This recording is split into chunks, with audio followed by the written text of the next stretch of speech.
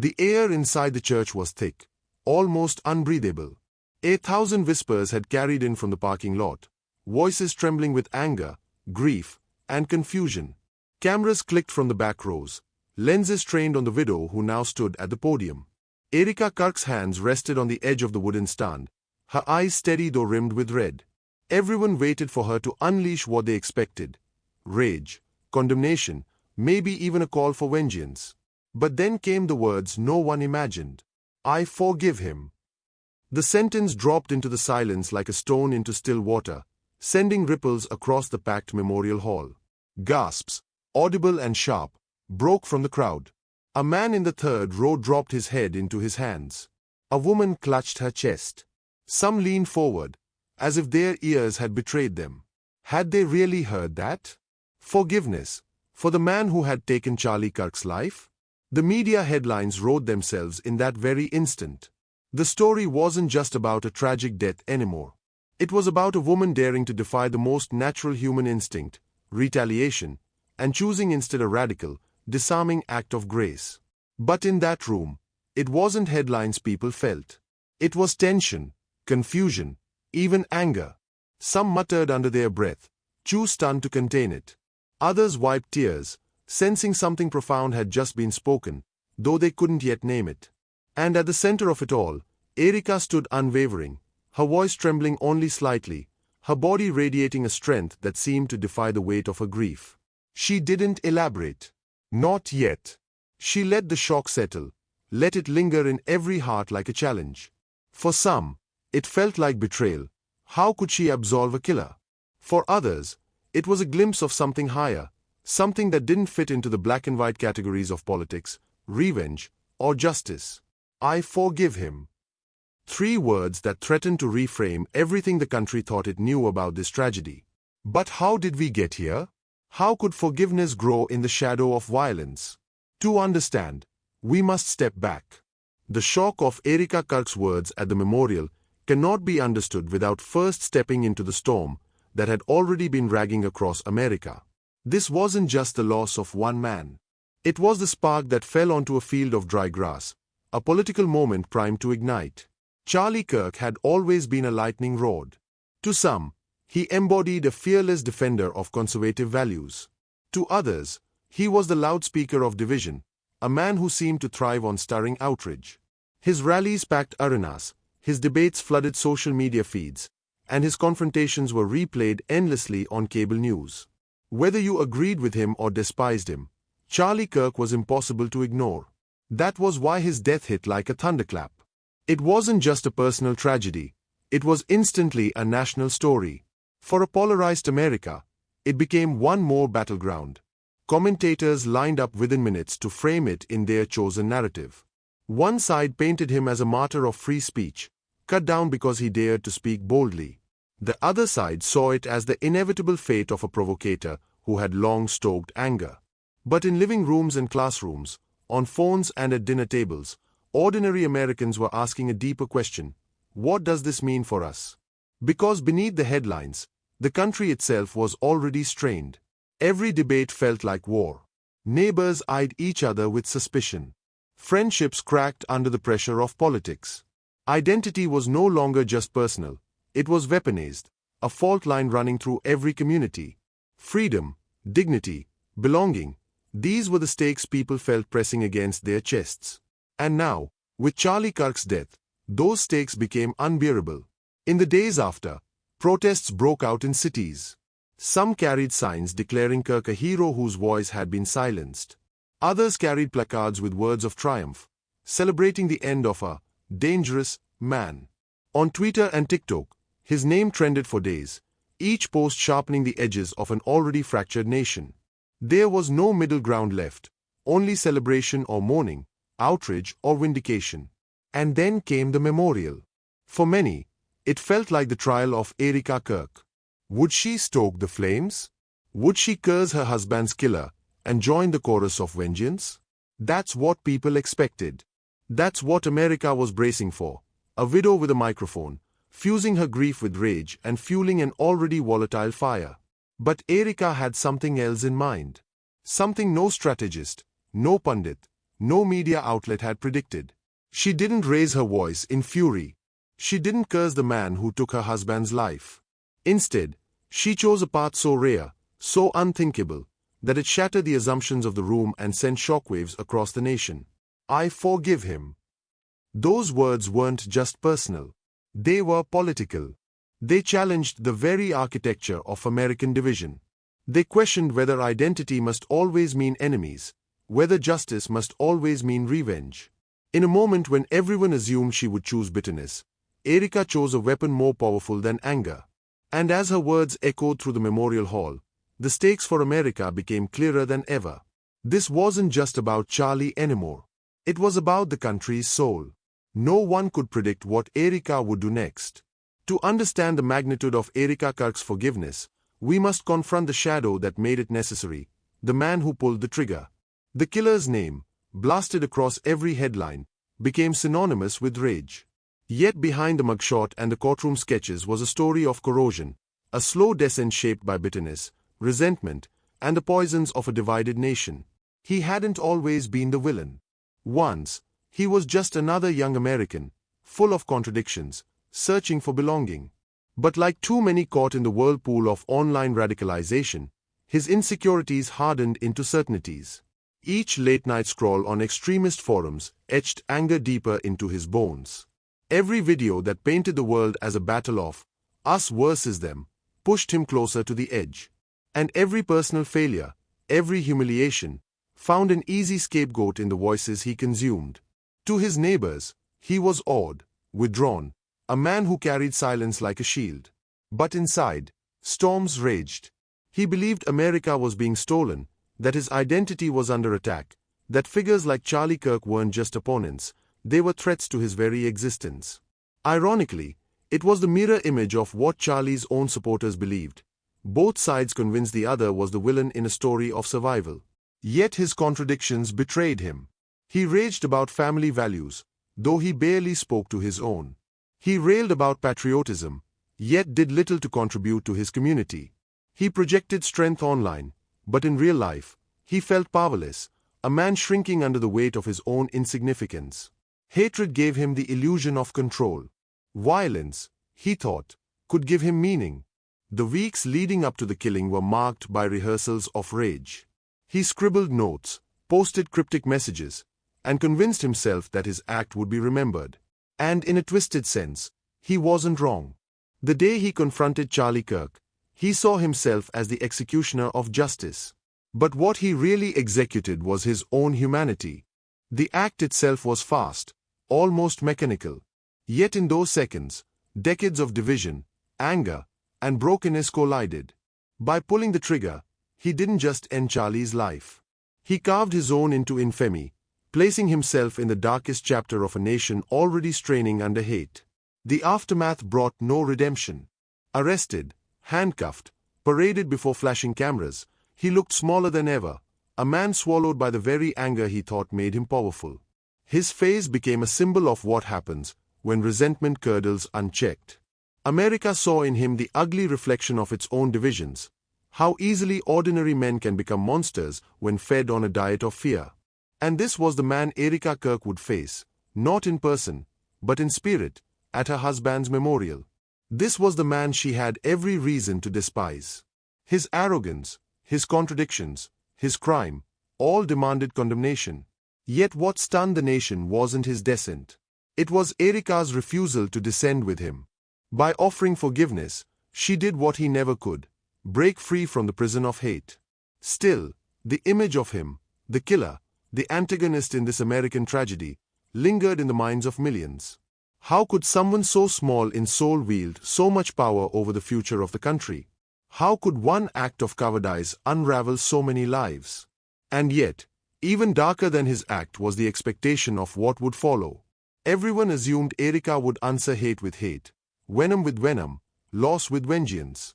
That was the script America knew by heart. But in the next chapter of this story, Erika would write a new one. A script not of anger, but of dignity. Because while his actions embodied the worst of us, hers would remind the world of what was still possible. And so, standing before the crowd at that memorial, Erika faced not just the absence of her husband, but the shadow of his killer. What she chose to say in that moment would shock the nation, and redefine what it meant to respond to darkness. Before Erika Kirk became the woman who stunned a nation with 3 words, she was already a figure shaped by resilience, faith, and quiet strength. To understand why her voice at the memorial carried such weight, we must step into her life before the tragedy, into the love story, the values, and the convictions that defined her path. Erika grew up in a household where faith wasn't just ritual but a rhythm of life. Sundays meant community, prayer, and the reminder that forgiveness was more than a word. It was a way of surviving in a world too quick to wound. From a young age, she learned that grace was not weakness but courage, the kind that demanded more strength than revenge ever could. These lessons, tucked away in her heart, would one day rise to the surface when the world least expected it. Her early years were marked not by privilege, but by determination. She built a career, a reputation, and a voice of her own. Long before she was Charlie's wife, Erika was Erika, outspoken in her own right, unafraid to challenge narratives, and determined to live her life with conviction. That independence and grounding became the bedrock of the partnership she would later form. When she met Charlie, sparks did not fly in the Hollywood sense of the word. Instead, there was recognition, the kind that happens when two people see in each other a mirror of shared ambition and belief. Charlie, the fiery orator, thrived in the spotlight, relishing confrontation and debate. Erika was different, quieter, but no less firm, the anchor to Charlie's storm. Together, they formed a balance. He carried the megaphone, she carried the compass. Their marriage was not without its trials. Life under the constant scrutiny of cameras and critics demanded sacrifice. Death threats in the inbox, strangers shouting at airports, headlines dissecting every move, these became their normal. Yet through it all, Erika remained steady. Friends often remarked that she was the calm in the storm, the reason Charlie could continue the battles he waged in the public square. At home, their lives were softer. They shared ordinary joys, cooking together, laughing over late-night movies, and long conversations about the future. Erika was not simply the partner behind the politician. She was his confidant, the one who reminded him of the values beneath the fight, the humanity beneath the arguments. She reminded him why he started. Her faith was the compass that guided both of them. While Charlie sparred in debates, Erika grounded their lives in a deeper conviction that dignity mattered, that even opponents were human, and that hate could never be the final word. It wasn't that she excused cruelty or ignored injustice. Rather, she believed strength was shown most when compassion seemed least possible. And then came the unthinkable. The night the phone rang, the world shattered. Charlie was gone. The man who had once stood like a lion on stages across the country had been silenced in an instant. For Erika, grief came like a tidal wave. The house felt too quiet, the air too heavy, the future too long. The man who filled her life with energy, laughter, and challenge had been stolen. But grief wasn't her only companion. Anger came too, sharp, consuming, demanding release. Friends whispered that no one would blame her if she cursed the killer's name, if she demanded justice with every fiber of her being. America expected that of her. They wanted vengeance. They wanted Erika to become the widow who poured gasoline on an already burning fire. Yet something inside her resisted. She remembered the lessons of her childhood. She remembered the faith she carried. She remembered the countless conversations she and Charlie had shared about America's divisions, how anger was eating the country alive, how hatred was a cycle no one seemed able to escape. And in that silence, in that loneliness of loss, Erika made a choice. She would not let the killer define her heart. Her decision wasn't easy. It came with sleepless nights, with tears that seemed endless, with the weight of the world's expectations pressing on her chest. But forgiveness, to Erika, wasn't about excusing the crime or forgetting the wound. It was about reclaiming her humanity, refusing to let hate colonize her soul. This is what made her uniquely prepared for that moment at the memorial. When she stood before the crowd, she wasn't simply a grieving widow. She was a woman carrying decades of values, of resilience, of love and conviction. She was someone who had been forged by the fire long before tragedy struck. And so, when she uttered the words, "I forgive him," it wasn't a hollow gesture. It was the culmination of a life lived in preparation for that moment, a moment that would demand the very best of her strength, her faith, and her courage. What few in the crowd realized was that her story had already been preparing her for this test. The quiet girl raised on forgiveness, the independent woman who built her own voice, the devoted wife who balanced a public warrior, all of those Erikas came together in that single sentence. But even as the crowd reeled from her words, even as the headlines began to form, Erika knew this was only the beginning. The world had heard her forgiveness. But how would they respond to it? All of it, her love, her faith, her resilience, was about to be tested in the darkest moment of her life. The memorial was meant to be a place of mourning, but in truth, it felt more like a courtroom. Every pew was filled, every face a mixture of grief and expectation. People had not come only to honor Charlie Kirk, they had come to hear Erika's verdict. Would she condemn her husband's killer?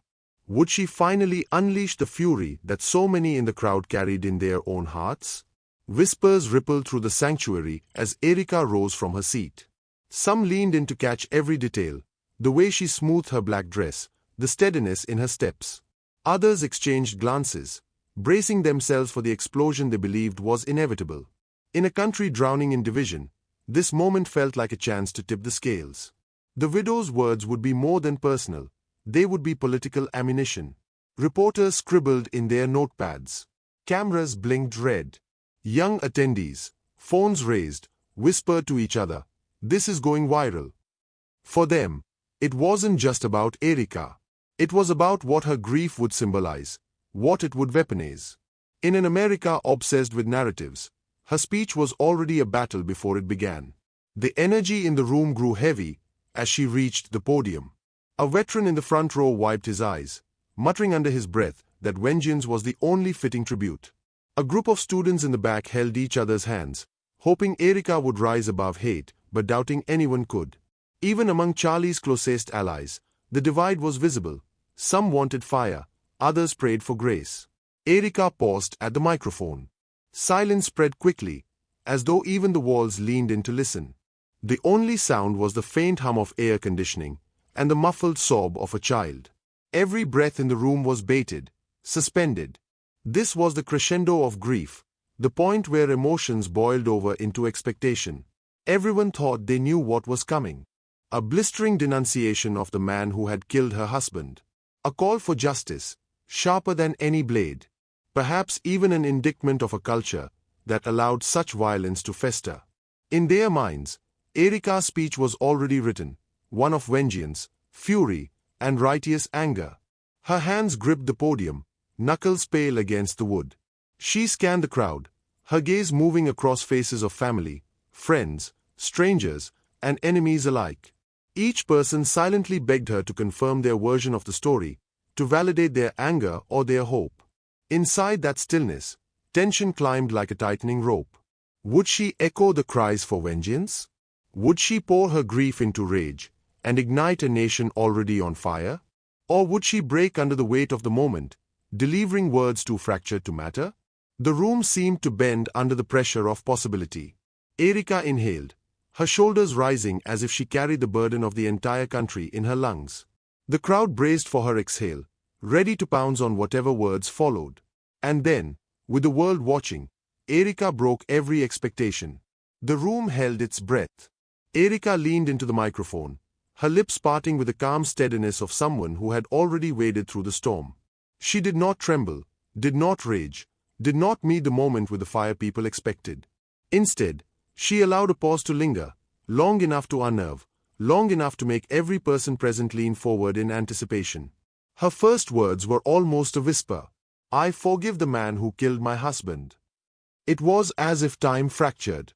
At once, the room reacted, gasps cutting through the silence, chairs creaking as people shifted in disbelief. One woman's hand flew to her mouth. A journalist dropped his pen. A veteran in the front row shook his head, his lips forming the word "no" over and over again. The ripple of shock traveled outward in waves, colliding with the walls and reverberating back. For a heartbeat, it seemed no one had heard correctly. Surely she had misspoken. Surely this was a setup to a harsher sentence. But Erika's eyes did not waver. They held something stronger than fury, a conviction carved in grief. "I do not forgive because it is easy," she continued, her voice louder now, ringing through the cavernous space. "I do not forgive because it excuses what happened. Nothing can undo what was done. But vengeance will not bring Charlie back to me. Hatred will not heal this wound. If I let bitterness win, then the man who killed him will have stolen more than a life. He will have stolen my soul." The words dropped like stones into a lake, sending ripples through the gathered crowd. A young college student in the back wiped tears from her eyes, torn between admiration and confusion. Near the aisle, an older man scowled, whispering to his neighbor, "This is weakness. This is surrender." Across the room, however, a mother pulled her child closer, whispering softly, "Listen. This is what strength looks like." Erika let the silence return, allowing her words to breathe, to settle like ash after a fire. Then she leaned closer. "I choose forgiveness because Charlie believed in something greater than vengeance. He believed that our nation's soul is being tested every day. Division, hate, and fear are weapons we use against each other. But if I feed those fires, then I betray the very thing my husband lived for, the fight for meaning, for conviction, for truth." The cameras zoomed in, desperate to capture every tear streaking down her face, every flicker of resolve in her eyes. Commentators watching live feeds would later struggle to describe the intensity of the moment. It wasn't simply grief on display, it was defiance in a form no one expected.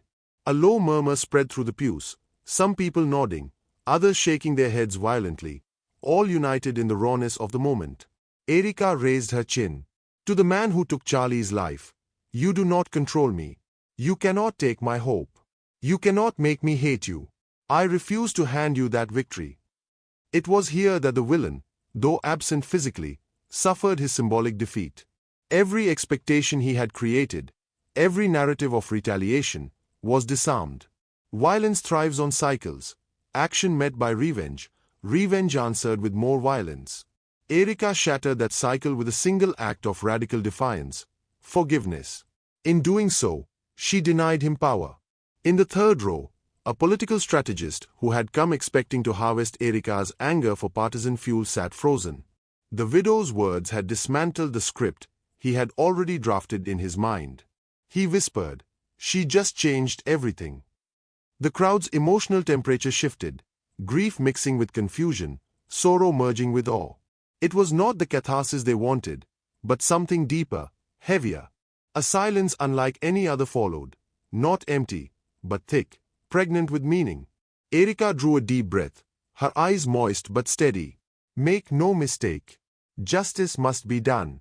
But justice is not the same as revenge. Justice is not fueled by rage. It is rooted in truth, in accountability, in ensuring that what happened here will not happen again. That is what Charlie would have wanted." Her voice cracked on his name, and the fragility of her grief seeped through. A tear slipped down her cheek, and she did not wipe it away. The cameras caught it, a single shining line that would replay endlessly on news cycles and social media feeds. "You came here today expecting rage. You wanted me to curse his name, to demand blood for blood. But I will not. Because if I do, then I stand here as his widow, but not as myself. And I will not let his death erase the person Charlie loved." Murmurs grew louder. Some attendees were visibly angry, muttering words like "traitor" and "soft." But others, especially the young, especially those tired of the endless cycle of hate, leaned forward, transfixed, drinking in every word. Erika straightened her back. "This country is broken. We are bleeding from wounds we inflict on each other every day.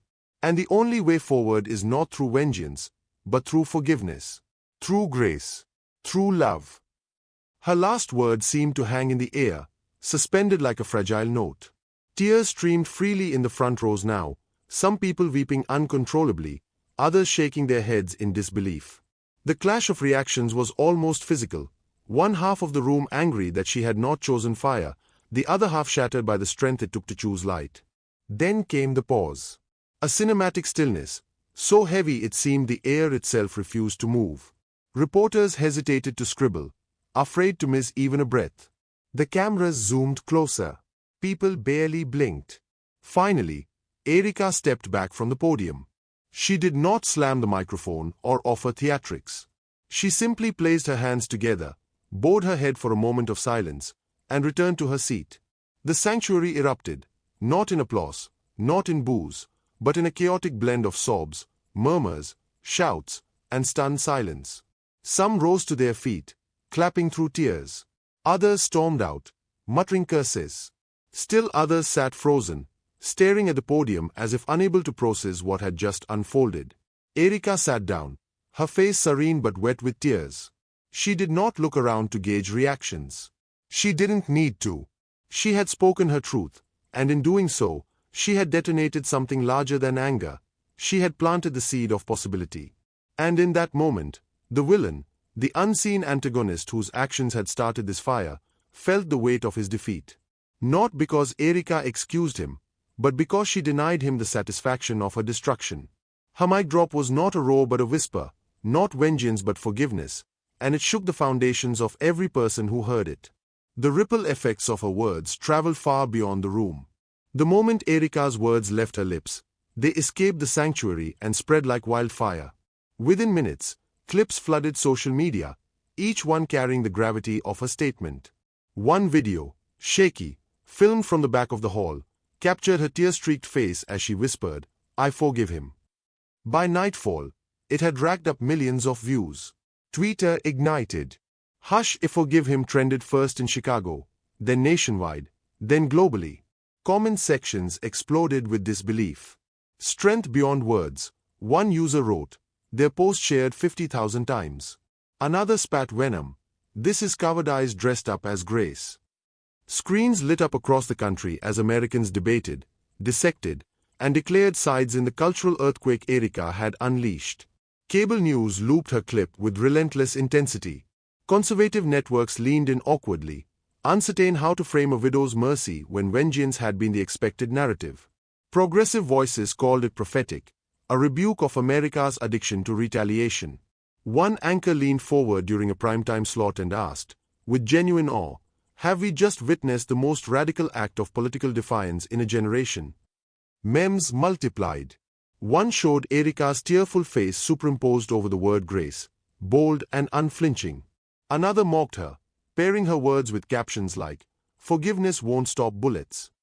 The internet did what it always does: strip a moment raw, repurpose it, weaponize it. But beneath the noise, something else stirred, a conversation deeper than hashtags. Celebrities weighed in. A pop star tweeted, "Erika Kirk, you are braver than any song I could ever sing." An action movie star countered, "Forgiveness is weakness. Justice demands fire." Pastors across denominations preached sermons that Sunday morning, quoting Erika as if she were a prophet, a vessel through which the divine had spoken. In mosques, imams referenced her choice as an echo of mercy woven into scripture. Yet in some churches, pastors thundered with condemnation. Her words were a betrayal, a slap in the face of justice. Politicians too rushed to claim ground. A senator tweeted in solidarity, praising Erika's refusal to let hate win. Another, I set firmly on re-election, blasted her as naive, insisting that forgiveness without accountability is dangerous. By evening, op-eds sprouted like weeds, each one framing Erika's words as either salvation or surrender. For everyday people, the divide was personal. In barbershops, families, and classrooms, debates erupted. Some admired her courage, others felt betrayed. A mother who had lost her son to violence posted a video through tears. "If she can forgive, maybe I can too." A father in Texas, holding a picture of his daughter, responded bitterly, "No. Forgiveness doesn't bring them back. Don't tell me to forgive." Both videos trended side by side, the collision of raw humanity playing out in real time. Internationally, headlines blazed across newspapers.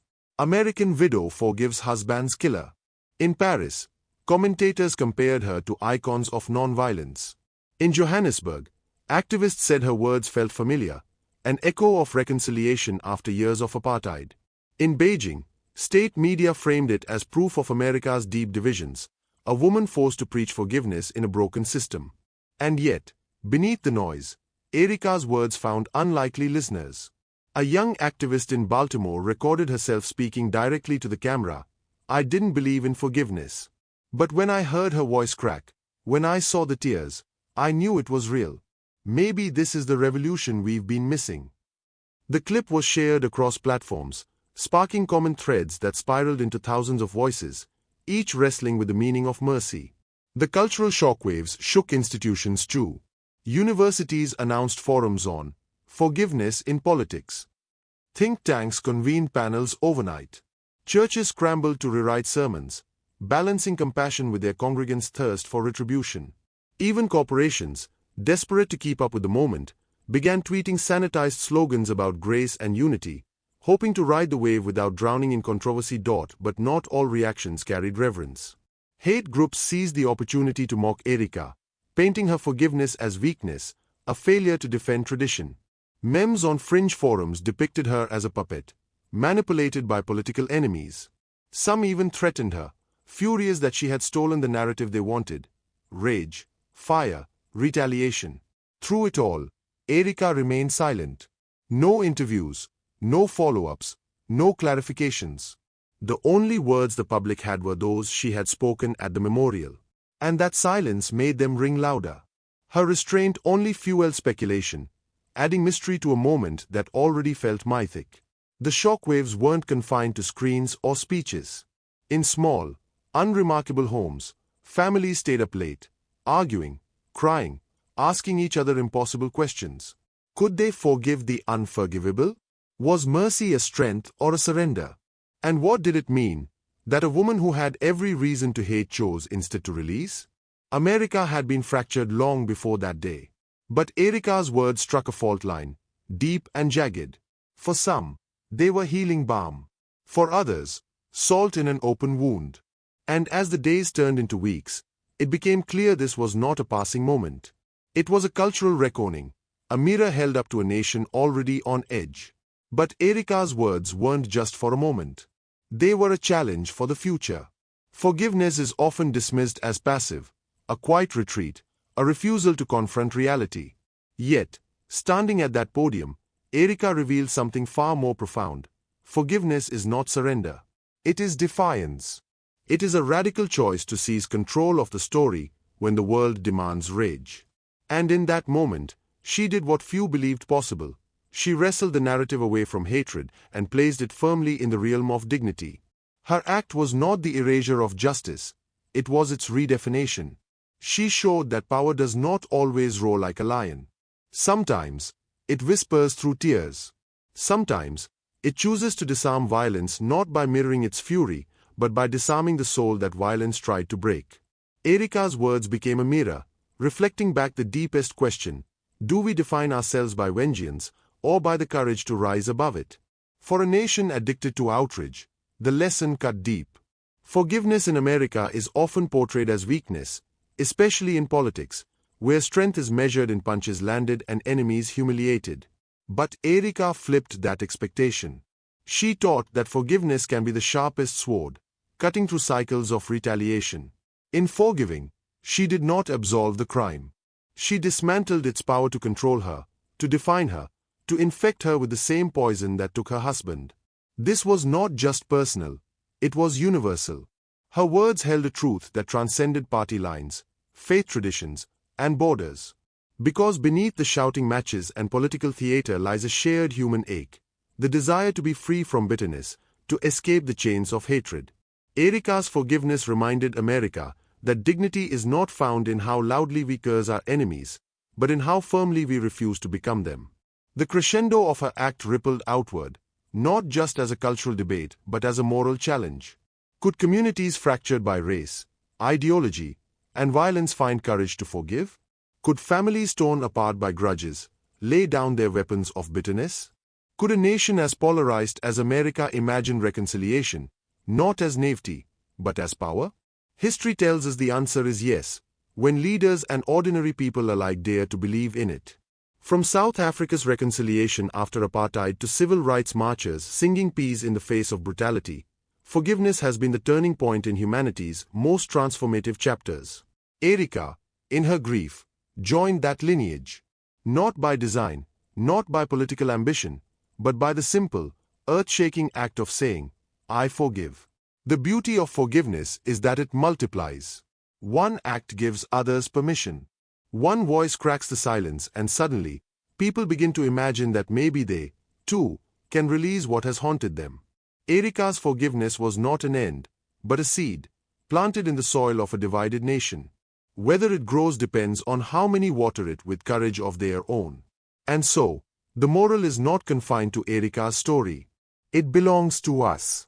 To every person carrying wounds, every community simmering with anger, every nation locked in conflict.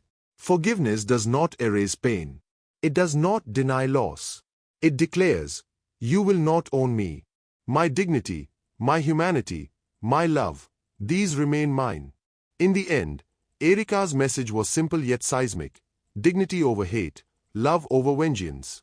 Her words remind us that justice without mercy is hollow, and mercy without justice is incomplete. But forgiveness? Forgiveness is where the two meet, where humanity finds its highest expression. And that is the takeaway for America, for all of us. That even in the darkest hours, we are not defined by what is done to us, but by how we choose to respond. That the true measure of a people is not in their wrath, but in their grace. The memorial ended with tears, silence, and awe. But the story, the lesson, continues. Because forgiveness, once spoken, does not fade. It challenges. It provokes. It endures. And in that endurance lies the possibility of a future not shackled to vengeance, but built on the unshakable power of dignity.